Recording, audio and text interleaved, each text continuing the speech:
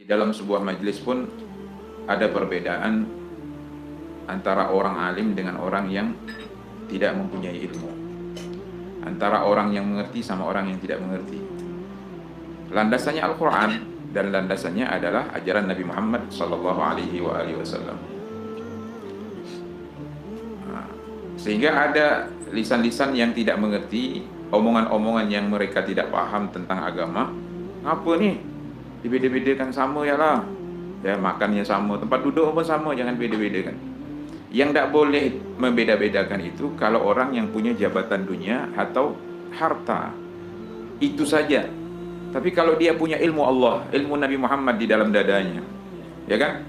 Dan dia termasuk orang yang dimuliakan di kaumnya, ya ini memang sesepuh lah, orang yang dituakan di kaumnya, maka memang orang tersebut harus dimuliakan dan ditempatkan tempat yang mulia. Bukan ingin membedakan, tapi itu ajaran. Ya, tapi itu ajaran.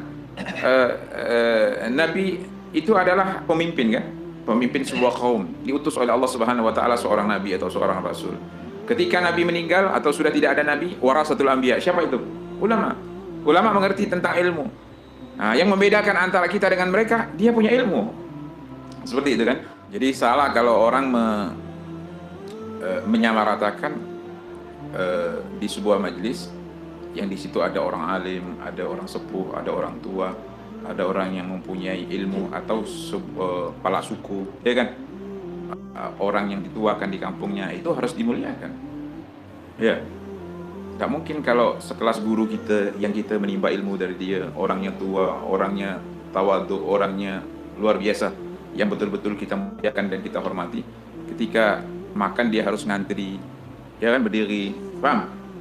Mayasluh, artinya mata kita, penglihatan kita saja tidak akan terima hal-hal seperti itu. Artinya dia memang harus dimuliakan karena apa? Dia memang orang yang mulia. Ya, karena dia adalah orang yang mulia, yang kemuliaan itu datang dari Allah Subhanahu wa taala karena dia adalah orang-orang yang mempunyai ilmu Allah Subhanahu wa taala. Yang Allah katakan di dalam Al-Qur'an, hal yastawil ladzina ya'lamuna wal ladzina la ya'lamun. Apakah sama orang yang mengerti sama dengan orang yang tidak mengerti? Apakah sama orang yang alim dengan orang yang tidak alim? Apakah sama orang yang punya ilmu dengan orang yang bodoh?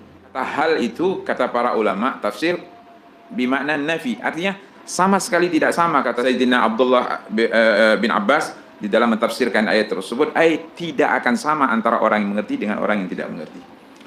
Nah, oleh karenanya itu yang berkaitan dengan ilmu, berkaitan dengan akhlak, berkaitan dengan umur kan. Tetapi kalau dia memuliakan seseorang, ya kan, mengagungkan seorang karena dia punya jabatan, karena dia pejabat, karena dia orang kaya, maka itu tidaklah terpuji di dalam ajaran agama kita. Rasulullah SAW bersabda, man tawadha'a li ghaniyin li ghinahu dhahaba thulutsai dinihi, kata Nabi SAW. Siapa yang tawadhu, artinya merendah, merendahkan diri kepada seseorang yang punya harta, tapi dia menghormatinya memang karena harta itu. Ada orang yang punya harta tapi dia punya ilmu, dia punya duduk, artinya di dalamnya ada ilmu Allah. Orang memuliakan dia bukan karena hartanya, tetapi karena dia orang alim. Tapi dia tidak punya ilmu. Semata-mata kemuliaan orang ingin memuliakan dia karena dia adalah orang yang mempunyai harta. Maka kata Nabi, zahaba thulutsai dinihi, maka 2/3 agamanya hilang. Ya, tinggal 1/3 ya. Tinggal 1/3 dia punya agama. Naudzubillahi min dzalik. Oleh karenanya itu yang harus diperhatikan. Berkaitan dengan memuliakan orang lain.